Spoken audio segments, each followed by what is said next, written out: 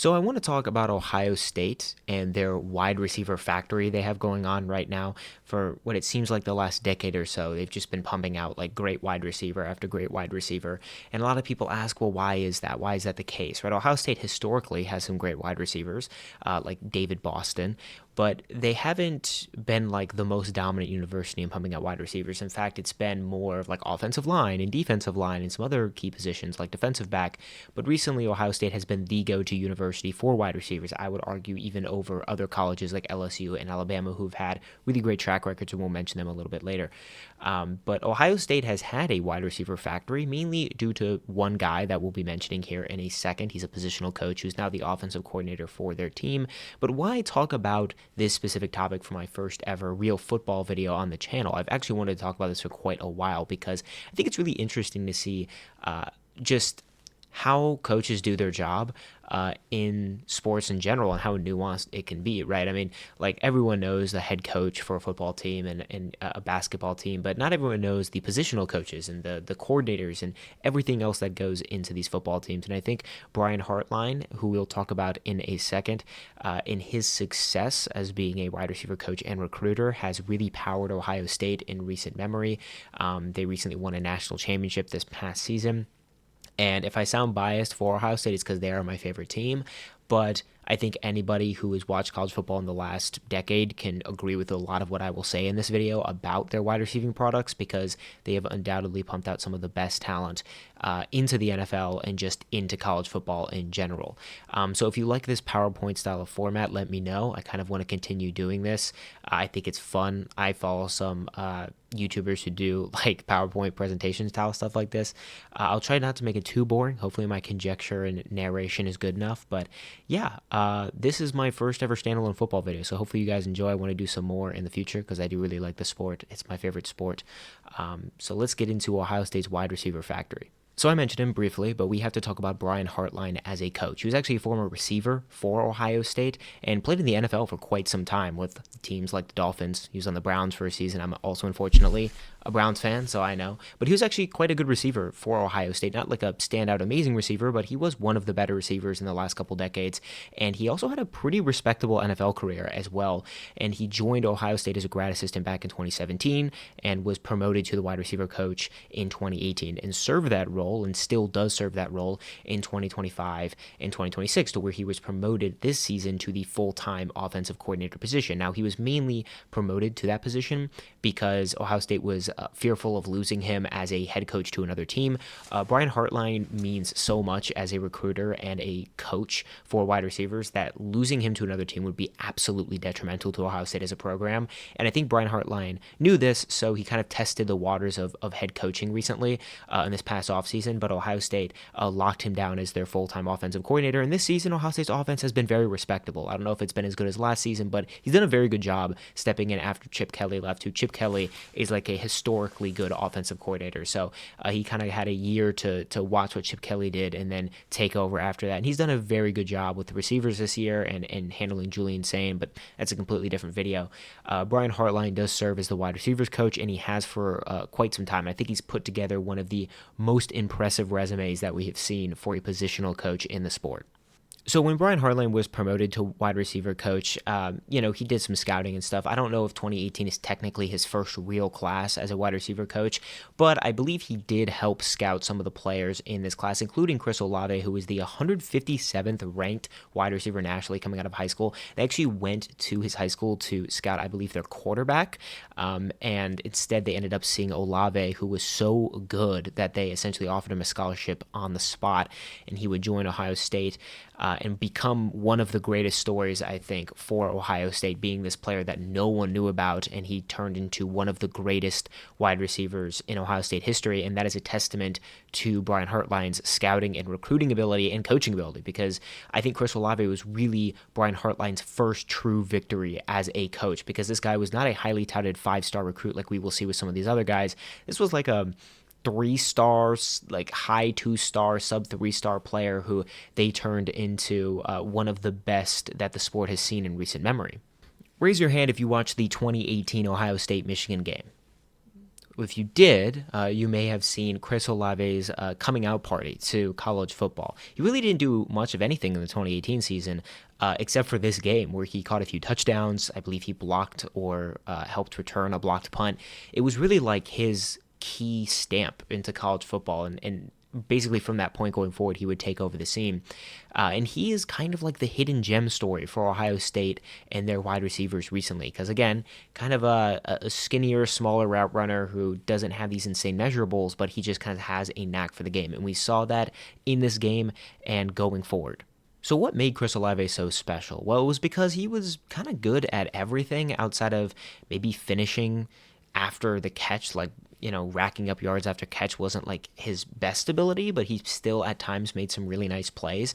He had this unique combination of route running and speed. Like, this guy could absolutely dice you up over the middle of the field, and then he can take you on a 60-yard vertical route. And he had this like sneaky gear that he would hit like halfway through his route that you just would not expect that speed to come. Typically, if you're a DB or you're just on the back end, you can see when a wide receiver hits his gear and you can try to keep up with him. But Chris Olave just had this interesting ability of like going from first to fourth gear in like 2 steps, and you just couldn't catch up with them. And combine that with his like freaky good route running. Like, I know people gave him his flowers for route running in college when he played, but like, I think looking back at it, we really failed to understand how good of a route runner he was. Like, he would just cut in and out of his routes with this like smoothness that was so sharp at the same time. There's a few routes. I think one he ran against Indiana one time that was just this little like out route, like a 5-yard like out route, and he just like cooked the cornerback in a way I've never seen before. There was one in the Clemson game where he basically had the cornerback in the corner of the end zone. I'll play the clips here if I find them, and he just like snaps his head around really quickly, and Justin Fields gets it out on a dime. He just has this combination of stuff that you rarely see from a guy his size with his measurables. He also was a great contested catcher, again, for his size. He made some great contested catches in college, too. He was just this kind of all-around specimen that no one really expected because, again, he wasn't some sort of like highly touted 5-star recruit. And Chris Olave racked up the accolades at 4 years at Ohio State. He had 47 games in college. He had 167 receptions, over 2,700 receiving yards, a school record 35 touchdowns. He passed David Boston. I mean, this dude was just electric. And he was just like the safety outlet for Justin Fields during his time there. He was kind of like Justin Fields' best friend when they played together. And he was drafted 11th overall by the Saints in the 2022 NFL Draft. And he's kind of had an interesting NFL career. He really has had a lot of troubles with concussions in particular. I saw someone say that he doesn't know how to get tackled properly. He just really takes some of the most devastating, unfortunate shots from defenders that leave him with concussions. I think he has 5 to 6 concussions at this point. I kind of lost track. And that hasn't really stopped his production. He still is putting up great numbers. He's also had really inconsistent quarterback play in the NFL. Like, he plays for the Saints, and the best quarterback they've had in the last 4 to 5 years is Derek Carr, and he was absolutely mid with them, and I say that like the best way possible. Like, he was the definition of mid, but in 46 games he has over 3,000 yards, 13 touchdowns. He hasn't been quite as productive in the NFL as he was in college, just from a pure scoring metric, but he has been a perennial like top 15 receiver since he's been in the NFL. I actually think he's quite underrated. He just plays on such a bad team that it's just hard to remember that he's good. But again, this is kind of like the first product we'll see from Brian Hartline and what he can do. So the first real recruiting class that was Brian Hartline's, where he went out and really scouted wide receivers in a full year of being the coach, was 2019, and this was a pretty great wide receiver class for Brian Hartline. He landed the number 2 wide receiver nationally, the number 1 wide receiver in a lot of different boards, being Garrett Wilson out of Texas. It was seen as a big recruiting win because Garrett Wilson was seen as kind of a lock to go to a Texas school, to mainly go to Texas, and he ended up going to Ohio State, which was in the Big Ten. It was out of at the time, the Big 12, because that's when Texas was in the Big 12. But he kind of left Big 12 SEC territory to go to the Big 10, which was seen as a big win for Brian Hartline. He also got Ronnie Hickman, who was actually a wide receiver recruit at the time, the number 9 wide receiver recruit in the country, which is really high. He actually converted to play DB, play safety. He's actually playing safety for the Cleveland Browns in the NFL right now. He's actually pretty good. He had a really good career there as like a linebacker safety for Ohio State. And then he would also grab the 15th ranked wide receiver in Jameson Williams and the 97th ranked wide receiver in Craig Young. Let's talk about Garrett Wilson a little bit because he is one of my favorite Ohio State wide receivers ever. He's just this electric playmaker. He's the video game guy. He makes this catch in the Clemson game, which is what you see on screen, this picture, and I'll show the clip on screen. That is just unreal. He jumps like 3 to 4 feet in the air. I've never seen someone get that high on a catch, and he snags it out of the air. He like lands inbounds with his hand. And that was like one of the first catches of this playoff game against Clemson. They're going to lose this game in very interesting fashion, let's just say. I will not forget the fact that they overruled that fumble. Not a good call at all. But he made one of the most spectacular catches I've ever seen. And I was like, yep, this guy's the real deal. And he would become an incredible duo with Chris Olave at his time at Ohio State and become one of the best receivers that we've seen there in the last couple of years. So earlier I mentioned a little bit that Chris Olave wasn't the best at yak. Like he would definitely rip off some like big long catch and runs at times, but the yak threat was really Garrett Wilson. Now Garrett Wilson was also a deep threat. He was also a guy that could go up on a 40-yard vertical route and just snag it out of the air. He was a really good contested catcher. He was a hands catcher too.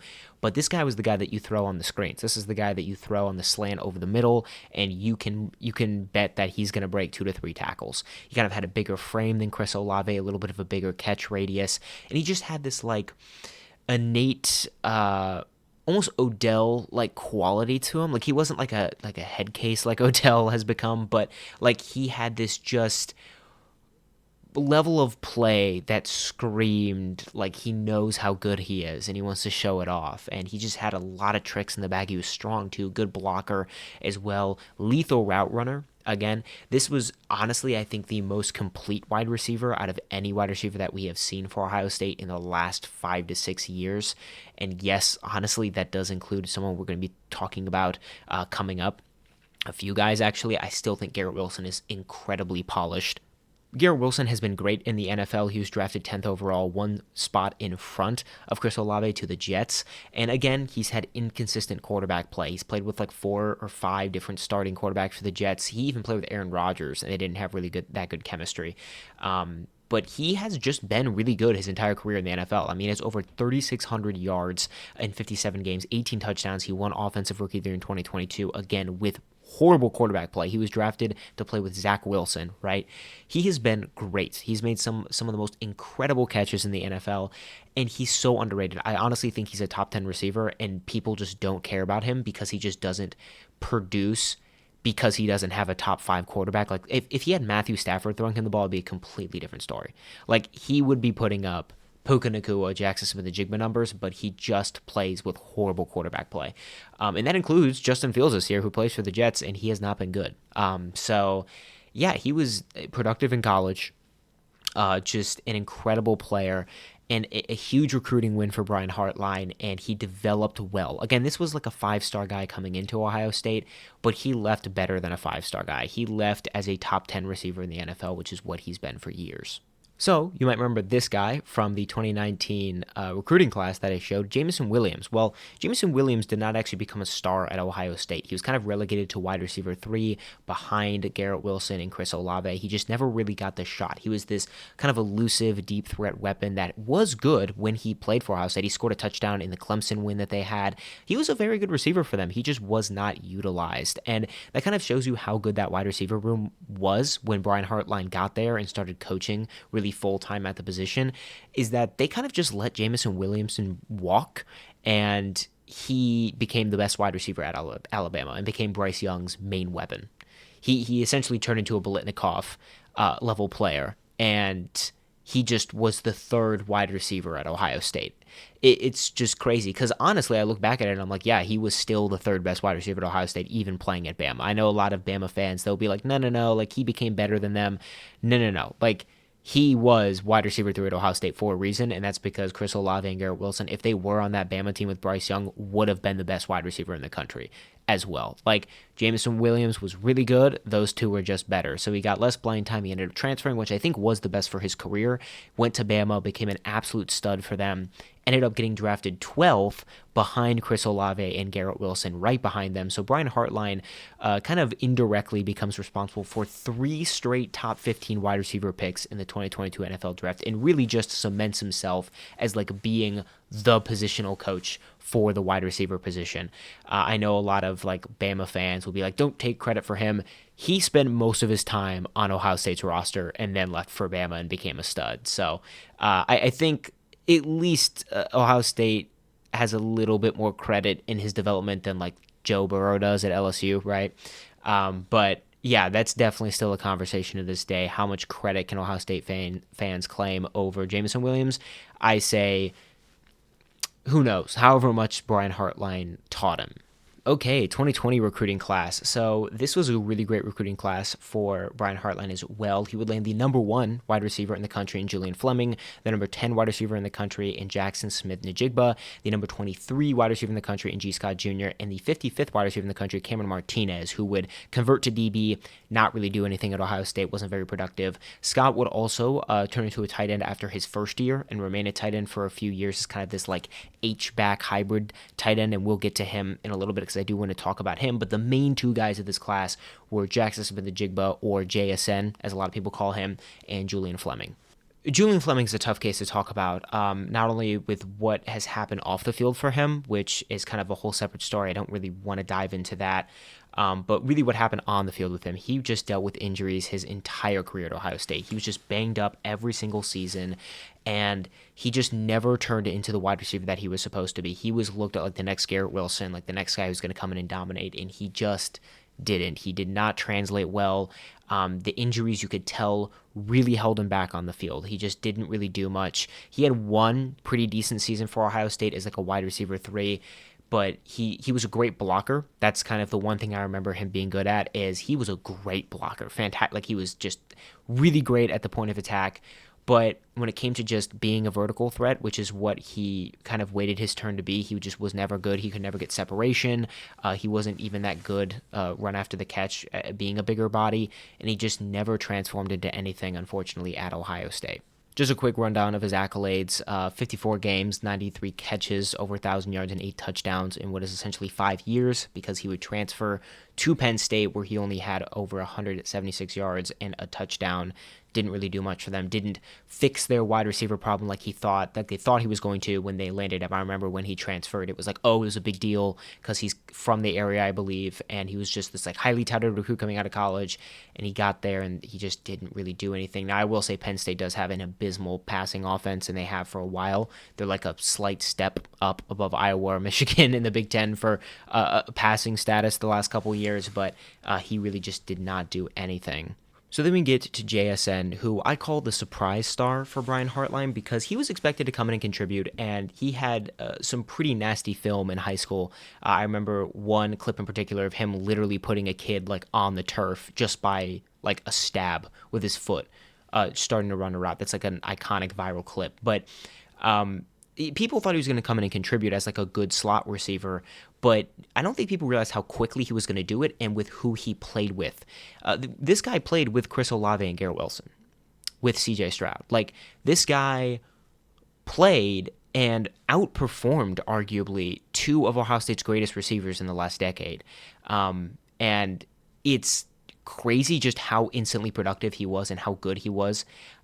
He just has a knack for finding the football. He has really good catch radius for his size. He's also a yak threat. Like, this guy would, I remember he took a curl route for like 50 or 60 yards. It was like a 10-yard route, and he just broke a defender's ankles. I think it was during the Nebraska game, and he just took it for 50 yards. It was a crazy play. He was really good over the middle of the field. He has soft hands, so you could throw him some nice fade routes or balls over the middle with some touch, and he would just go up and grab it with 2 hands. Great route runner. He's just got this silky smoothness that was a little different than Chris Olave. It was a little bit stiffer, but like in the way of it's harder to track. Like he could snap a little more, like when he was coming out of a cut. Chris Olave would kind of just like smoothly wind his way around a corner, whereas JSN would just hit you with a two-step and cut out in a very more angular way. And his real marquee game in college football was the 2022 Rose Bowl when Chris Olave and Garrett Wilson sat out for the draft and he became the wide receiver one. Also, Marvin Harrison Jr. and Emeka Egbuka, who we will talk about in a bit, got some playing time this game as well. But he was kind of looked at in the Rose Bowl here as being the wide receiver one for CJ Stroud. And he had one of the most impressive performances of all time for any wide receiver in college football. He had 347 receiving yards on 15 catches on 16 targets for 3 touchdowns. It was insane. He was catching everything over the middle of the field and turning it into 70-yard scores. It was one of the most impressive performances I've ever seen from a receiver. Now, granted, Utah, they were playing some like running backs at defensive back. They were so beat up on the back end in the secondary, but does not matter in my eyes. What he did this game was insane and would foreshadow his future and what he's doing in the NFL right now and put a lot of people on notice. And people thought after this game that he was going to take over the next season. But unfortunately, JSN's career at Ohio State kind of ends there. The next season, he would deal with some injuries. He would sit out essentially the entire season and would end up declaring for the NFL draft. So he didn't play nearly as many games as some of these other receivers did for Ohio State. Thus, he just has like objectively less statistics at Ohio State for his career. But I think it's honestly more impressive because if you ratio those out to what Chris Olave or Garrett Wilson did, it's insane the numbers he was putting up. He put up 1,600 yards in a season where he played next to Chris Olave and Garrett Wilson, who put up near 1,000 yard, if not 1,000 yard receiving type seasons that year as well. That passing attack was insane that year for Ohio State. But he was drafted 20th by the Seattle Seahawks in the 2023 draft. I honestly don't know why he went so low. Compared to like Chris Olave or Garrett Wilson, maybe there just wasn't as big of a need at wide receiver that year. I think JSN coming out because of his injury was seen as maybe not as good as the other two, when ironically he's arguably been the best of the three so far, because in 41 games he has 2,500 plus yards. This year specifically, 2025, has been his breakout year. In 7 games, he leads all receivers with 819 yards on 50 catches. He has been Sam Darnold's safety blanket. He's put up some ridiculous stat lines. He has 5 straight 100-yard games. He has been everything and more for Seattle so far, and I'm so happy to see him thriving. And he is honestly, in my opinion, the best receiver in the NFL this season right now. Maybe not just like in general in the NFL. I would argue that I'd say like Justin Jefferson, Jamar Chase are still probably better players. But when it comes to who's having the best season, it's probably either Puka Nacua or JSN. Now, maybe a little deep cut here for my Ohio State fans, but I really want to talk about G. Scott Jr. He was a guy who came in as a relatively highly touted wide receiver prospect and had to switch to tight end because there was just too many receivers in the room to compete for a job. So he bulked up a little bit. Like he got a lot bigger muscle mass wise compared to when he came in at Ohio State at receiver, and turned into this like H-back tight end. He wasn't like a full tight end where you could really trust him to block out some edge defenders, even though he was really good at blocking for his size. But he turned into this like H-back level player for them. And he wasn't ultra productive. He didn't put up insane games, but he was just like a critical veteran role player in their offense, had some great moments last season in their title run, and just became kind of this locker room guy, this good story where, look, this guy's not going to go to the NFL and dominate. He's not going to be like some insanely high draft pick. In fact, he went undrafted to the Patriots, and I don't even think he's on a roster spot to my knowledge right now. He might be on a practice squad somewhere. I hope he is, because I actually do think he does have some legitimately good ball skills.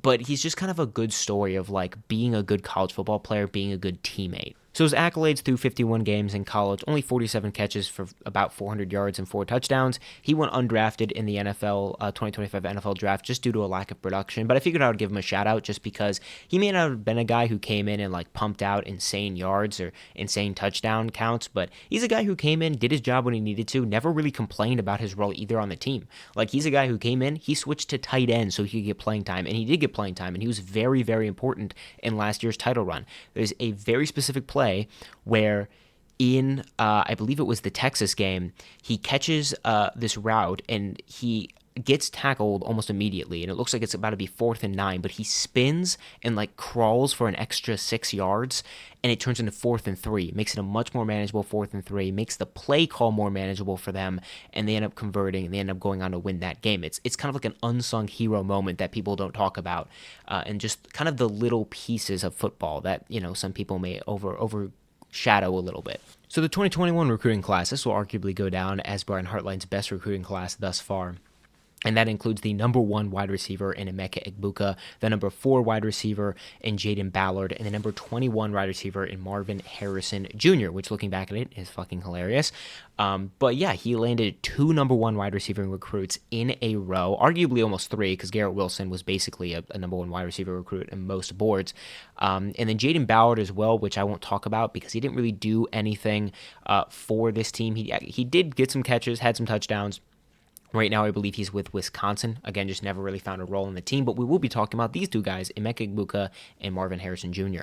Let's talk about Emeka Egbuka, the tenured veteran. He would play sparingly in 2021, showed some flashes as a true freshman, but really came on the scene in 2022 and broke out due to Jason's injury. So they kind of needed a slot guy or a guy that can occasionally play on the outside as well, and he did that, and he played it at a very high level. In 2023, kind of had some weird injury things with Kyle McCord, wasn't really on the same page with Kyle McCord, and Marvin Harrison kind of became the de facto wide receiver 1 that year, so he just didn't really produce all that much. I think he had less than 500 receiving yards that season, but in 2024, he arguably had his best season, returned to form, was fully healthy, and became Will Howard's safety blanket over the middle of the field, and kind of became this hybrid slot outside guy who could do a little bit of everything. Now, Emeka Egbuka was never the wide receiver 1 at Ohio State. It's something that a lot of interviewers talked to him about when he was getting drafted was, hey, man, you were never the alpha dog in that room, even though you came in as a wide receiver 1. Like, how do you feel about that? And he was like, I don't really mind it too much because he produced, which true. Like, he's got the accolades. He has the national championship. He produced at a high level in college. But it is true. He never was the Batman. He was always the Robin, whether it be to Marvin Harrison, whether it be to Jeremiah Smith, who we'll talk about. He was never the guy, which I think is just kind of the position he played as a slot receiver. In Ohio State system, I feel like you rarely see the slot receiver be the guy, and he kind of played the power slot over the middle of the field, but he was this scrappy, polished veteran. He could block, he could catch with soft hands, he could contested catch, he could snap people on routes, really great route runner, kind of just had a special feel for finding spaces in the zone as well, good against man. Like, this guy was a little bit of everything. I think he's honestly a Swiss Army knife of a player, not in the way that Garrett Wilson was. Garrett Wilson was just an electric gamer, and Emeka Egbuka was more of just I will do anything and everything for you as a wide receiver.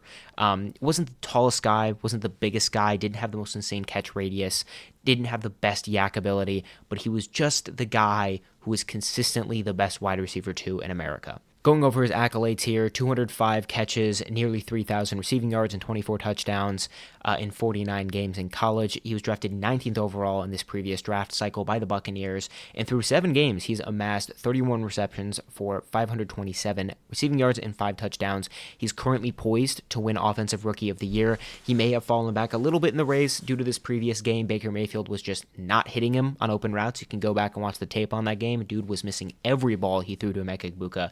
But Emeka Egbuka, the pick of 19th overall to the Buccaneers was actually kind of contested by a lot of fans. They were like, oh, well, they already got Chris Godwin. They got Mike Evans. Why are you drafting Emeka Egbuka? Well, guess what?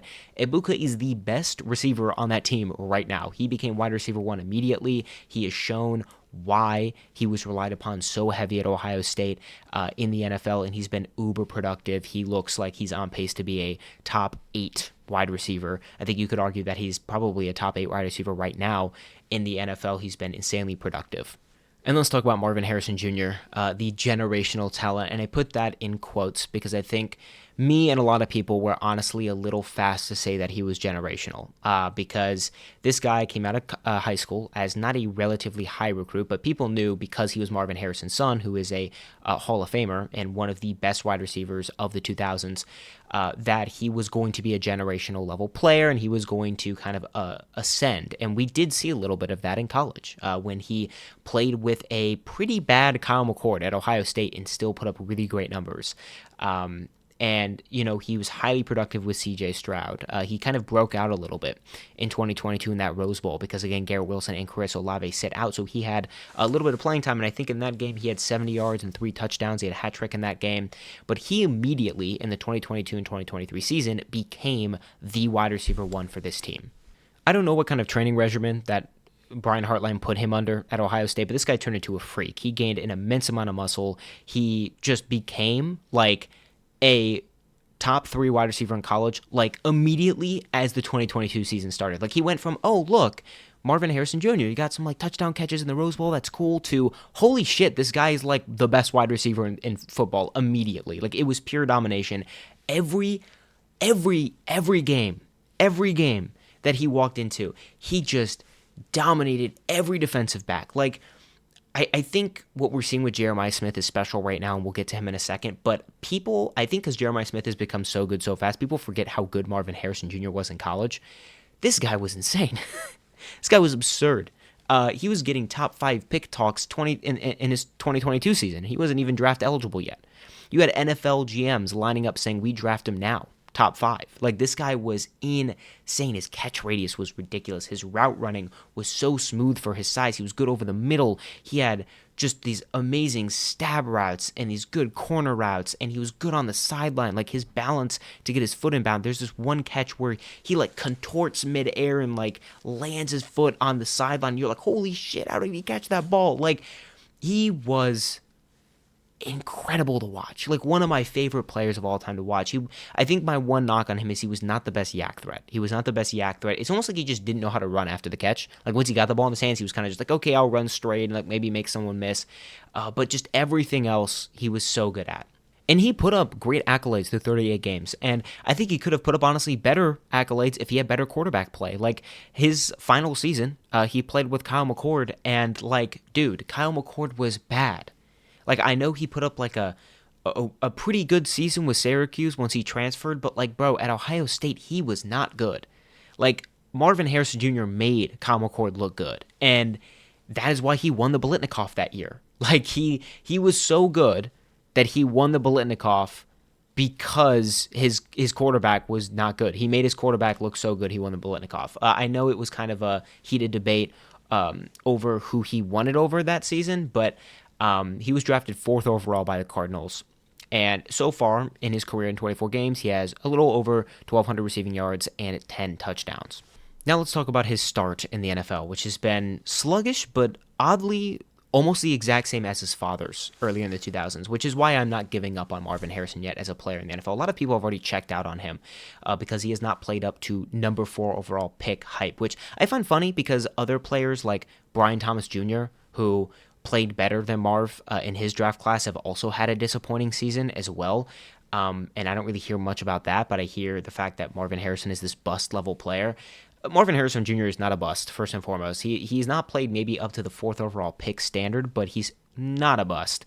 And he's just in a weird offensive system where the offensive coordinator, who also used to be the offensive coordinator for the Browns, so I know him very well, just does not know how to utilize him, and Kyle Murray is just not a quarterback that meshes well with his play style. And you can kind of see maybe there's a little bit of a mental aspect to the game that Marvin hasn't really gotten in the NFL. There is some lazy route running on tape. There is some lack of effort when it comes to catching balls at the point of attack. He just doesn't look like the same player like he did in college. And I honestly think a lot of it is just mental and not really physical.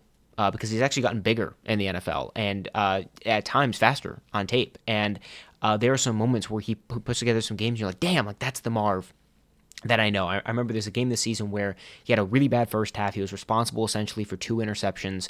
And everyone's like, oh, he's a bust. This is it. This is the breaking moment for him. And then he comes out in the second half and he looks like vintage Marv at Ohio State, where he's catching back shoulder fades on the sideline. He caught some really nice ball in the end zone. And it was just really great to watch. And he hasn't been amazing this season, but I hope that Arizona really starts to utilize him better, that they figure out how to get him involved in the offense more. Because, again, he's getting like 2 to 3 targets a game as their former number 4 overall pick. It's just, it drives me crazy. Side tangent in this little video.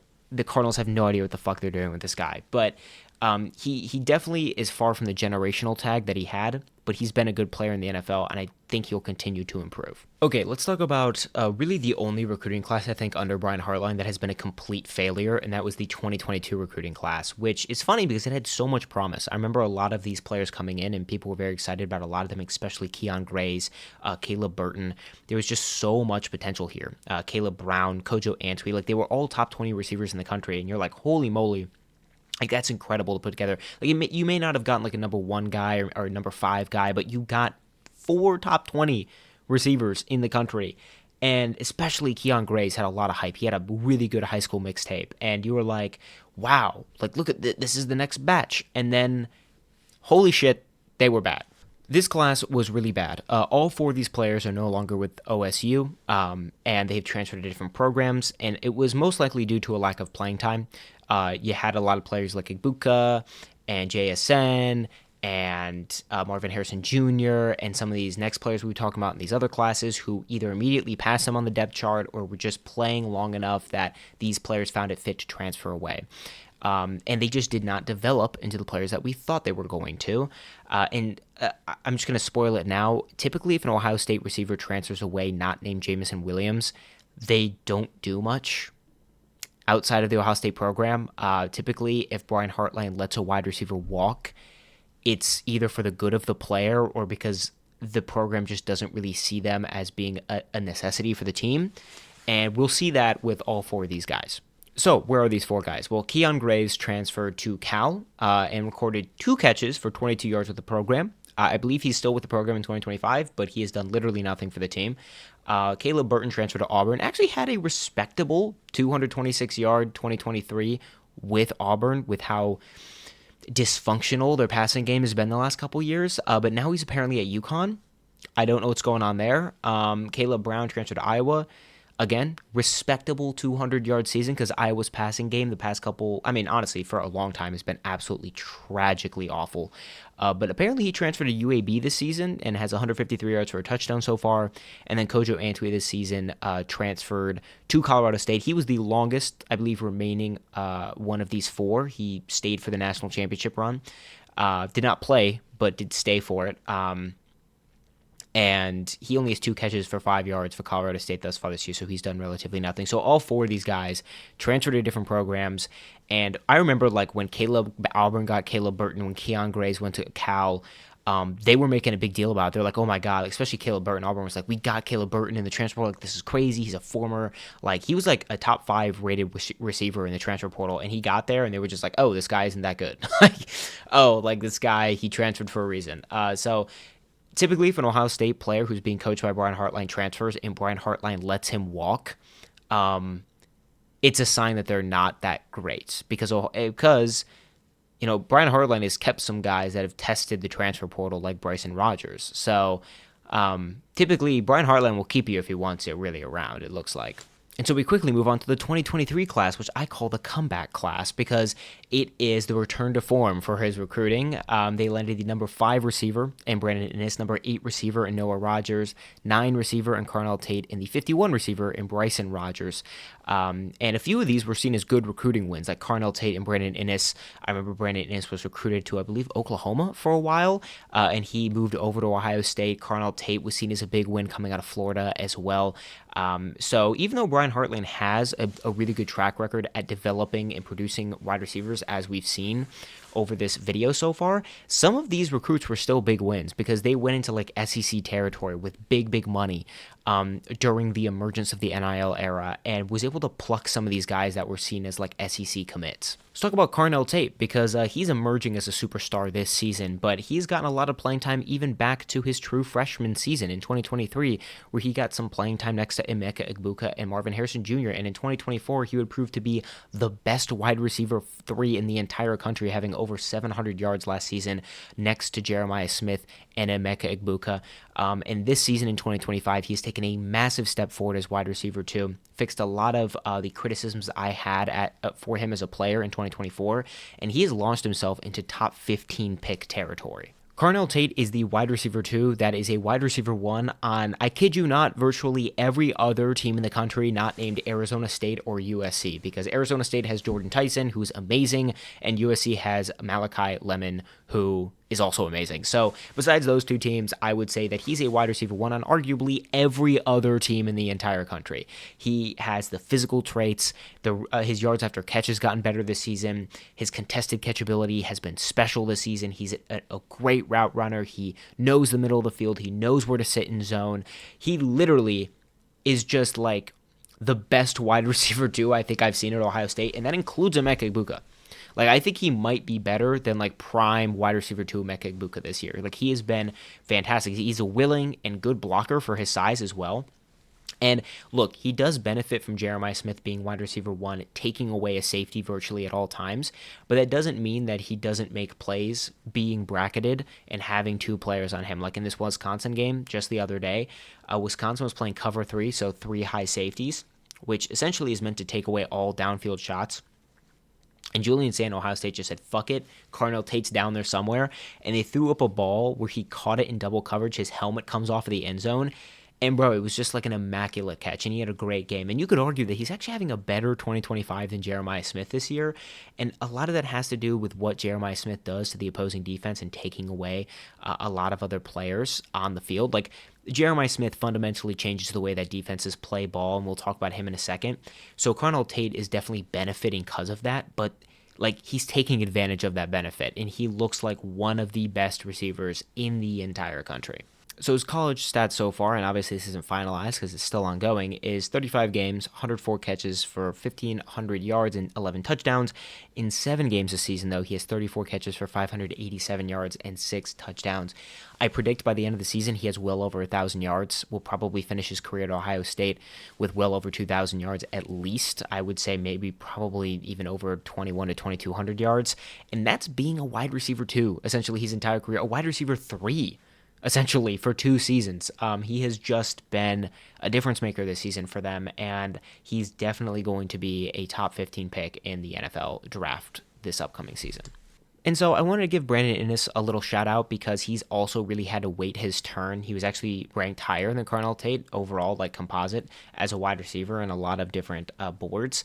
And he's a big power slot guy. This is not an outside receiver, really. This is a guy who you play in the inside, kind of the way that they did Emeka Egbuka. And the reason he's had to wait is because he's had to wait behind Emeka Egbuka playing the same position.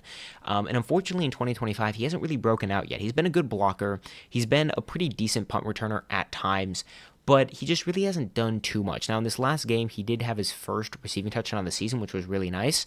And there's just a lot of mouths to feed on Ohio State's offense this year that it's hard for him to break out as a wide receiver 3, because that's what he's essentially been his entire career, is like a wide receiver 4, wide receiver 3 type player. I think he will probably stay for next season and become the de facto wide receiver 2 like Carnell Tate has become this year for them. I think for his draft position, that's probably what he should do, but he has all the talent. He's a good blocker. He has the right attitude. He's been a spark in the locker room. If you watch him on the sidelines, he loves Ryan Day. He loves the team. He really just emanates Ohio State football, and so I don't have any worry about him transferring out of the program. I think he stays for another year because Brian Hartline is the guy that you want to be coached under if you're a wide receiver, and I think he will stay for maybe another season. I don't know if he's eligible for a 5th one, but if he is, maybe even that, and kind of develop into that Emeka Egbuka power slot type player. Let's talk about 2024, which is Brian Hartline's biggest ever get at wide receiver, and that is Jeremiah Smith, who is the number 1 player and number 1 wide receiver in America from Chaminade down in Florida.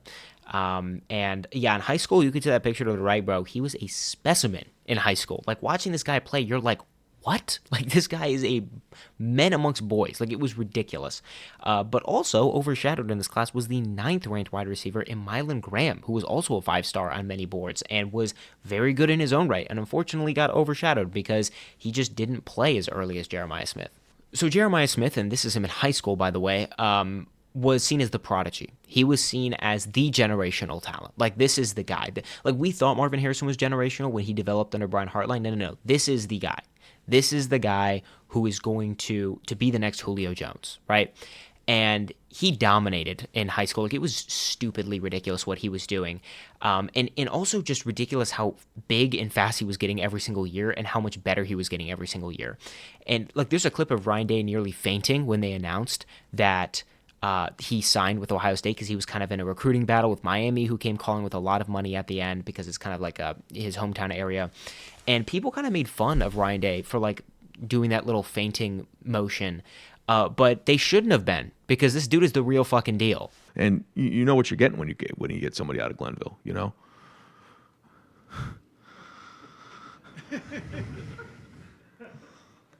Really? Yes, it's real. There's video.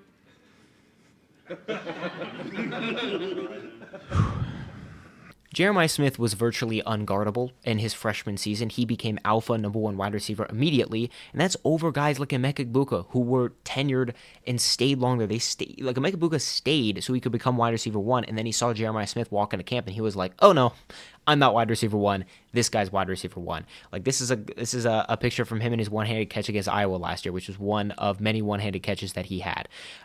His freshman season was special. Just a unique combination of size, speed, athleticism, ball tracking, route running that you don't see in a guy who's his size. He was Will Howard's go-to target. He was the safety blanket. He was the guy who made the game-winning catch in the national championship. I mean, what he did against Oregon in the playoffs was disgusting. Like, this dude is just elite at damn near everything. And so here are his accolades so far through 23 games. He has 125 catches for nearly 2,000 yards and 22 touchdowns. I will say he's been a little less productive this year, and that is because teams are literally just bracketing him. Like, they're literally nearly every single snap, they got a linebacker on him, they got a safety on him, they got a cornerback on him, they got everyone on him. And he's also just been a little less efficient in jump balls this year than he was last year. Last year he would make more contested catches. This year his contested catch percentage is actually relatively low. He's had some drop issues in the first game or two. He just has not been his freshman form, but they don't really need him to be because of how many weapons they have. And again, I think Jeremiah Smith is also making Carnell Tate's job a lot easier this year. He was a Biletnikoff snub, in my opinion, in 2024. Much respect to Travis Hunter and what he did on the field at Colorado last year, but Travis Hunter was not the Biletnikoff. This guy was the Biletnikoff. This guy was the guy who changed the playing field as wide receiver every single game the most out of any wide receiver. And to me, that's what the Biletnikoff is. It is the best wide receiver who literally makes defenses play differently. This guy made defenses play differently. And he is projected to be the number one pick in the 2027 NFL draft. Now, that depends on what his production is, because he's going to be the number one pick depending on what his production looks like, because it has taken a slight dip this year. But it's also a redshirt freshman, essentially quarterback throwing him the ball. This isn't Will Howard force feeding him the ball. This is Julian saying, kind of picking and choosing when to go to Jeremiah Smith. And I think they've also used Jeremiah Smith a lot more in gadgety ways this year, using him a lot more on curl routes and just kind of like easy out. They've been using him a lot more in like quick hitter slants, curl routes over the middle of the field, just stuff to get Julian Sane involved and comfortable in the game more. I think that's smart by Brian Hartline. I know Jeremiah Smith is going to want like the 1,500-yard receiving season, but I don't think it's just not going to come this year with him, I don't think. And I would honestly be surprised if he has more than 1,100 yards by the end of the season, simply because like they're just using him in a different way this year than they did last year. But he is absolutely the real deal. Like this is the generational player. Now, I do feel a little bad for Mylan Graham because he just found himself to be in the same class as Jeremiah Smith. Now, this guy's a top 10 wide receiver coming out of high school. Like, this is a dude who was scouted by a lot of people to be one of the best recruits in the country. He was a 5-star on a lot of boards and was a huge get in his own right. And look, he didn't play much at all freshman year. I don't think he got in the field a single time. I think he came in late, too. I don't think he came in the spring. I think he came in the fall. And he was there with the team, but he just did not play. He did play, however, in this previous spring game, and throughout all of spring training camp this past season, people were raving about him. They were like, this dude looks like the next Garrett Wilson, right? And ironically, he wears 5.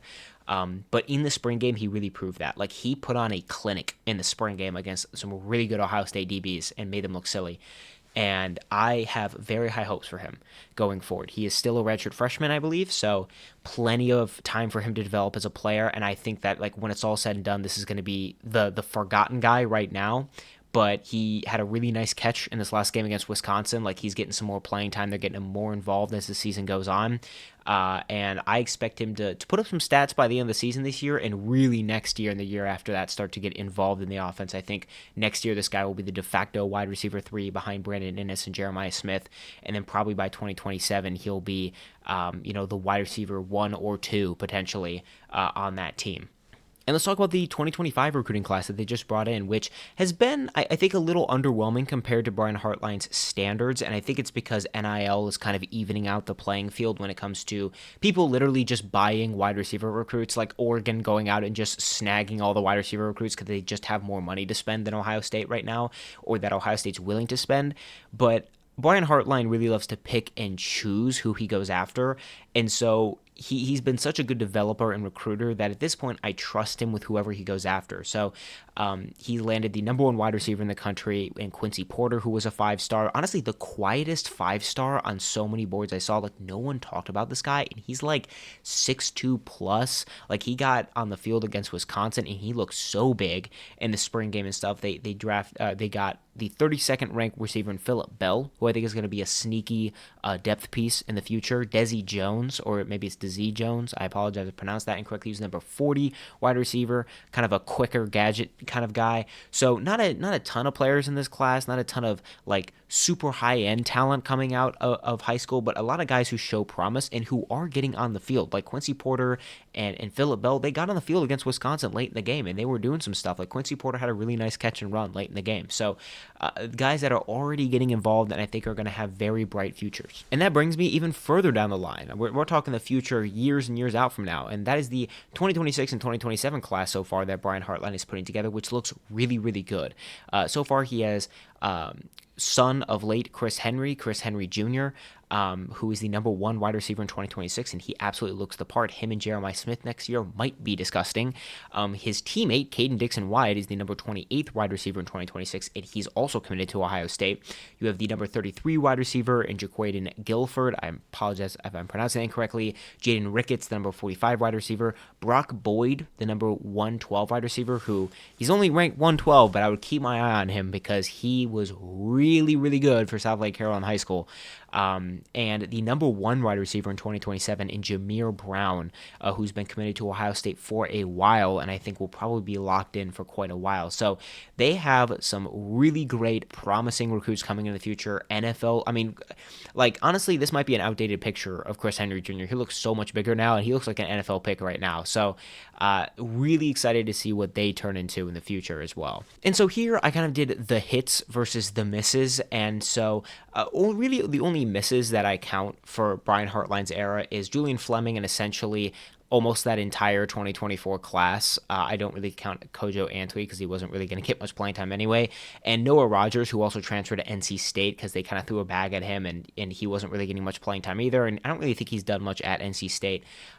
So he's missed on some prospects, as most people, every position coach does. But his hits are just, I mean, look at this list. Look at this list. This is insane. Like, this is like 5 to 6 NFL guys. Well, first of all, this is at the very least 6 NFL guys right now. I put Jameson Williams on there because Jameson Williams was coached under Brian Hartline for quite a while. So I put a sorta next to him because he graduated from Bama, but I put more stock in him with OSU than I do with OSU with Joe Burrow, for an example. But I mean, Brandon Inniss, Carnell Tate, Jeremiah Smith, like, those are going to be NFL guys here in the upcoming classes. So, like, his hits are insane. His hit rate is crazy since he became the wide receiver coach. I nicknamed this portion the Predecessors. Essentially, these are the guys who came a little bit before Brian Hartline became like the full-time wide receiver coach that was landing all the 5-star recruits. These are the guys that people kind of just forget about a little bit, and I would love to throw Curtis Samuel in here as well. But you got KJ Hill, you got Austin Mack, Benjamin Victor, Paris Campbell. These were guys who coming out of high school, they weren't like the highest rated recruits, a bunch of 3 and 4 stars, but like they really put together like solid little careers at Ohio State. Most of them did not do very well in the NFL. I think Paris Campbell probably had the best NFL career out of all of them, and he didn't do much of anything for the Colts or the Eagles. KJ Hill didn't do much of anything. I thought KJ Hill was going to be very good, but Austin Mack has really carved out a good CFL career. I believe he's still on the Montreal Alouettes as I speak, and he had a really good year a few years ago. Benjamin Victor is on, I believe, the Edmonton Elks right now. He's looked pretty good for them. So guys that did not pan out in the league, that Brian Hartline didn't really coach or recruit that much compared to like a Marvin Harrison Jr., but guys who came before, and I just love going back and watching the highlight films for these guys because like these will be remembered as the guys who came before this dominant Brian Hartline era. And that brings me to the final segment of this video, which is Ohio State wide receiver U? It is a highly debated topic amongst the football community. Is it LSU? Is it Alabama? Is it USC? In my opinion, it is Ohio State. I know LSU, when it comes to top-end talent in the NFL, has more players like Justin Jefferson, Jamar Chase, Malik Neighbors. You could throw, I guess Thomas and Kayshon Boutte in there too as well, maybe. But when it comes to just longevity, when it comes to just the amount of players that Ohio State has pumped out in recent years and will look to pump out, like LSU does not have a Jeremiah Smith or a Carnell Tate that they are looking to pump out in the draft this upcoming cycle. Ohio State has really started to take over the race as wide receiver U, in my opinion. They have historical names like David Boston. People forget Michael Thomas and how good his ceiling was in the NFL for the Saints. I know people call him Slant Boy, but bro, his peak in the NFL was ridiculous with Drew Brees. But he played at Ohio State. Now you got the recent succession line like Jaxon Smith-Njigba and Emeka Egbuka and Marvin Harrison and Garrett Wilson and Chris Olave. Alabama and LSU on any given day, I could wake up and say, yeah, they're also wide receiver U. I think that them and Ohio State are all in the same tier of being wide receiver U, but I think Ohio State has really separated themselves with Brian Hartline specifically as a positional coach to become the greatest university where everyone wants to go play wide receiver. And you got players like, Chris Olave, who was not a highly touted recruit that got developed and turned into one of the best wide receivers in the country and the NFL.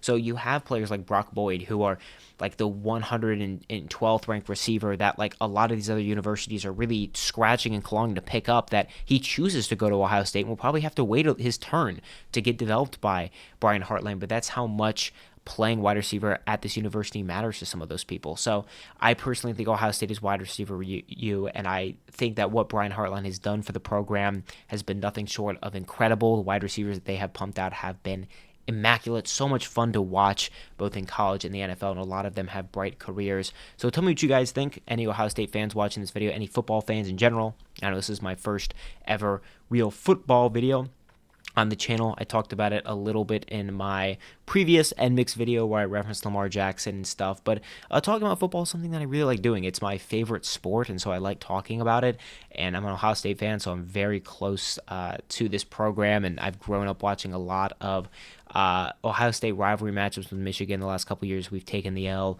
but I have really been sitting on making a video like this for a while, specifically about the wide receivers at Ohio State and how good they have become. So without further ado, I'll let you get on to the rest of your day. If you enjoyed, please like the video, and I will see you in the next one.